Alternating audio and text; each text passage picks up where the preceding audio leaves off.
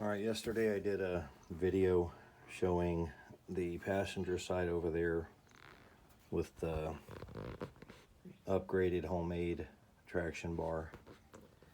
This is the one I took apart yesterday evening, and on the previous video you'll see this was the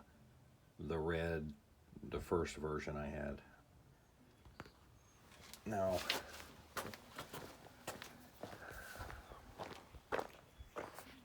I'm going to just give a brief explanation on how to do this. One of the things you need is a piece of all thread. That, in the case of this one, it was 14 and a half inches. I centered it on that 3-inch piece of channel, heated it up with the torch, and bent it into a horseshoe shape. So now, ouch, it's actually still hot.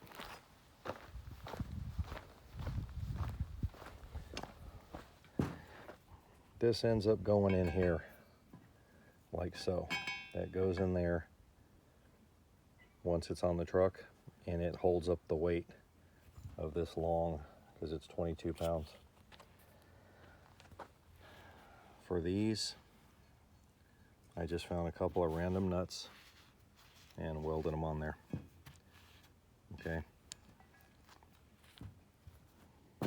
The way these go, once it's all put together, is you got a hex nut, you got a flat washer,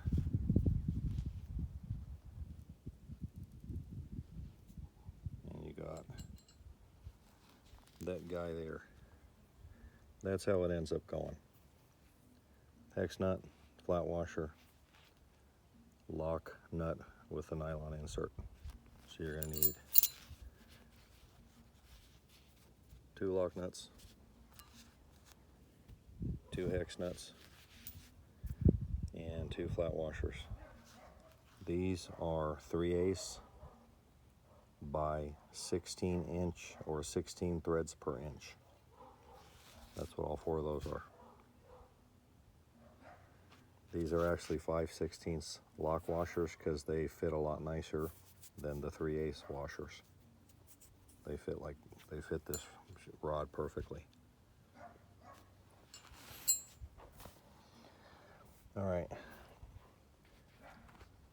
and I'm just doing this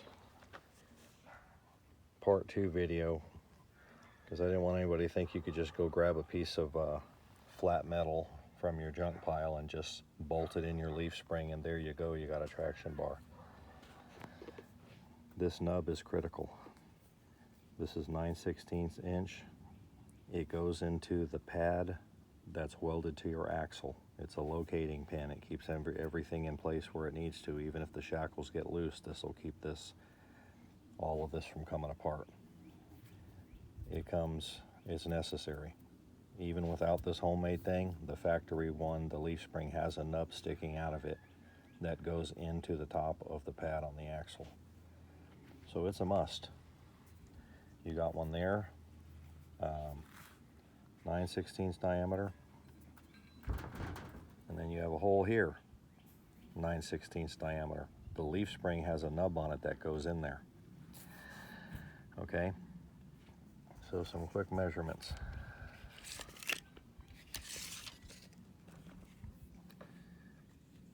For my application, they're 3-inch wide leaf springs. Well, the sun's real bright. It's going to be hard to do this, but it is what it is.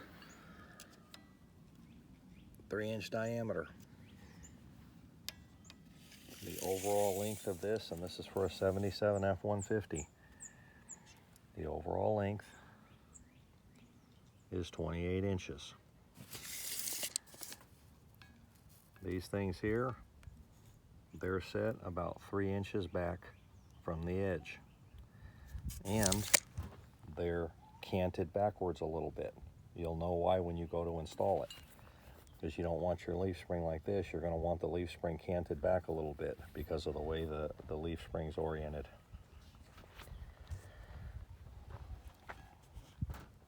Under here, what you have, these are 3 plates stacked together. a 3/8 plate, a 3/8 plate, and a 3/8 plate, welded all the way around the seams. They are, the middle one is 5 inches long, and I don't remember why, but I made the next one about 4 5/8 inches. I don't even know why I did that.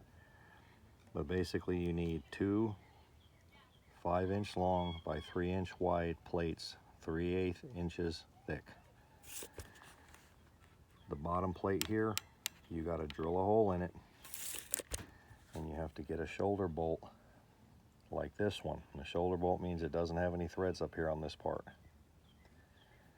You're going to have to drill. I don't know how this is going to look on my phone. I should have never done this in the bright sunlight. It's doing weird stuff.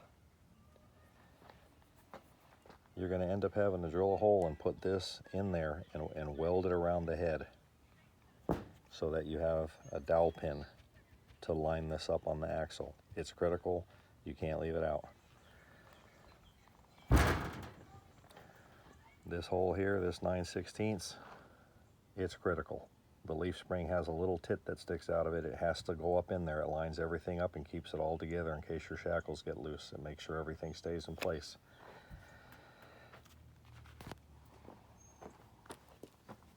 I have no idea if this is even coming out in this bright sun. Let's move. This sucks. And I'm trying to rush because I need to get my truck back together. I just didn't want anybody to think that you could just grab a random piece of flat scrap and bolt it into your leaf spring stack and boom, you got traction bars.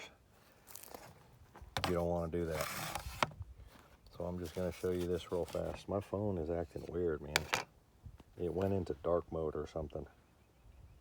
Maybe it got hot from standing in the sun. I don't know. My basic traction bar to start out with was like this. Just look at it. That's the top piece. The long top bar. It's 28 inches long, end to end. You got to have the hole for the dowel pin on the spring. You got to have those two hex nuts so you can make that horseshoe shaped shackle to hold the weight up, because it is 22 pounds, and you will hear it around back there flapping around when you hit bumps. You'll hear it hitting the leaf spring. Those two holes you see there, that's to put that little piece of wood on I showed you. I use 2x4 because it's cheap, easily replaceable, and I haven't had any problem. Mine hasn't cracked or anything. It works great. So that was step one. Step two, that is the second plate or the middle plate in the stack. It's the one sandwiched in between that one and that one. This is the middle plate. You got to put like a 1-inch hole. Just use your torch out a 1-inch hole in the center, because that being the middle one, it has to fit over. You're going to have a hex bolt welded in that hole right there. So the center plate needs to have a big 1-inch hole so it'll fit over, so you can stack all three together and then weld them up. Okay, so that was step two. This is step three. That's the bottom plate that goes, this is the one that actually contacts the axle pad. The pad that's welded onto the axle, this is the lowest plate. It's going to contact it. It's going to have a little dowel pin sticking out of the bottom. That's what that shoulder bolt is for. I got mine at Home Depot. I used grade 8, although I think once you weld it, it's no longer a grade 8 quality because of the heat. I just did it anyway.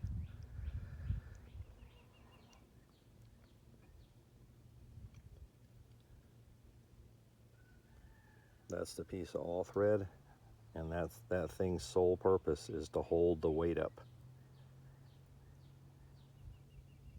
Just because, I don't know, other bars don't have that. Mine does. Then the last of my little directions here, step 5. That's where the bolt's going to go. You put the bolt in there, the hex bolt. It's mine, in the case of mine, it's a 9/16. Weld it all the way around the head. Don't make a big sloppy weld. Try to keep it tight so that second plate can slip over it. There's some directions. Put the hex bolt through the plate. Weld around the head only. Cut the threads off of the bolt, leaving at least 3/8 of an inch nub sticking out.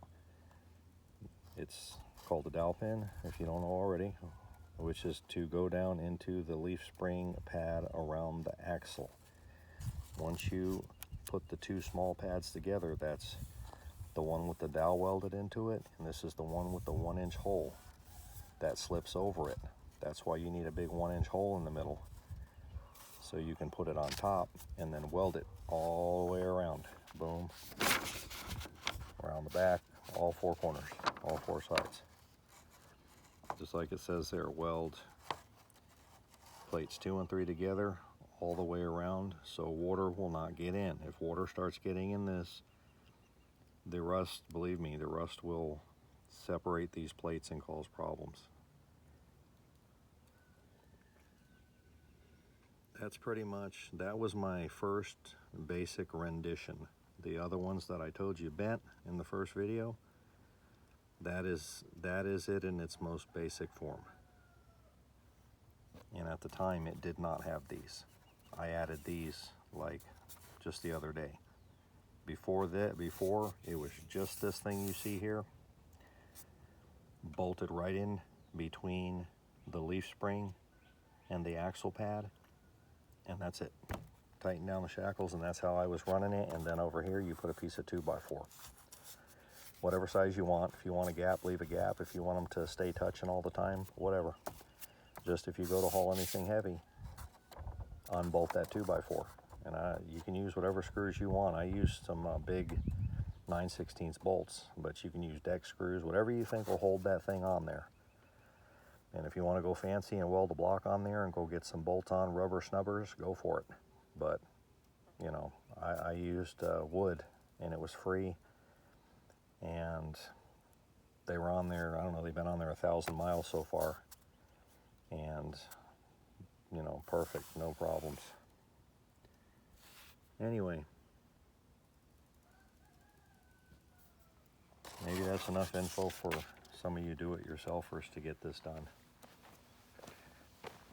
But like I said,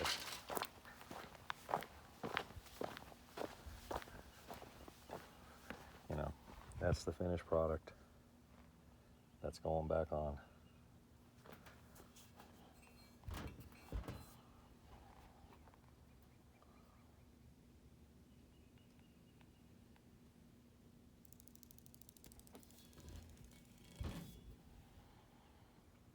And this was the red one from the video I did yesterday, part 1.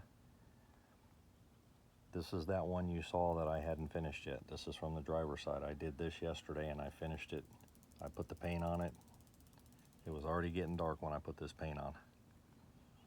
So this is like, you know, you can actually still smell the paint.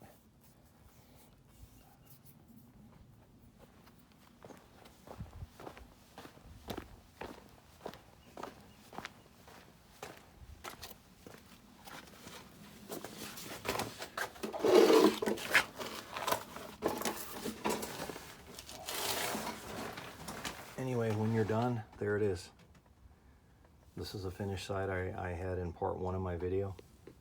That's the finished one, so I'm just showing it to you again. That's what it's supposed to all look like when it's done. Hex nut up top, flat washer, and lock nut with nylon inserts on the bottom. And that chunk right there is a piece of wood. You can use whatever you want. I chose wood. So I hope this helps. I just didn't want anybody to think you can go grab a piece of scrap and shove it in there and bolt it, because you cannot do that. Anyway, good luck on your project.